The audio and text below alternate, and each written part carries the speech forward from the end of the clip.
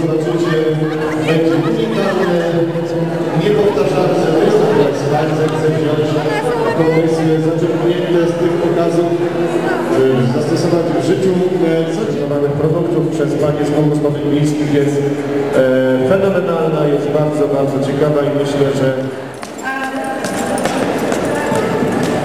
widzę, że pani Nordic Walking uprawia, to bardzo zdrowa. A tego to akurat nie uprawiam, ale kapustę, sałatę to tak. I nawet ekologicznie.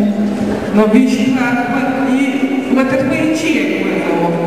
Ach, te chije, to córka mi podarowała. Mówi, masz mama, pospacerujesz sobie, to będzie okazja przełączyć kanał w telewizji.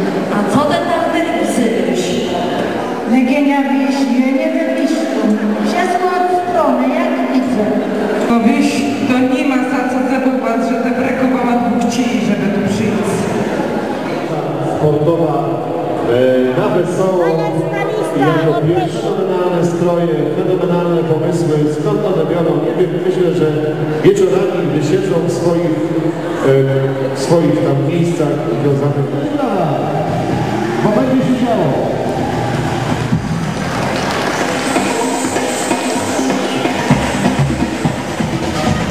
Drodzy panowie, będzie się działo.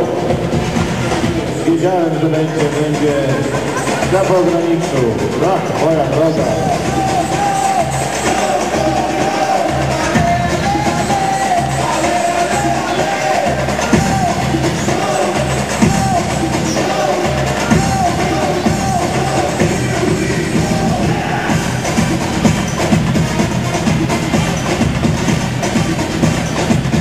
Fantastycznie.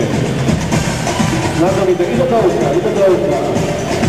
I numer 7, żelazo. Na drugim krańcu koło gospodyń miejskich Tokary, gmina Trzaskowo. Słuchajcie, wspaniały pokaz. Jak Tokary, to oczywiście pole golfowe.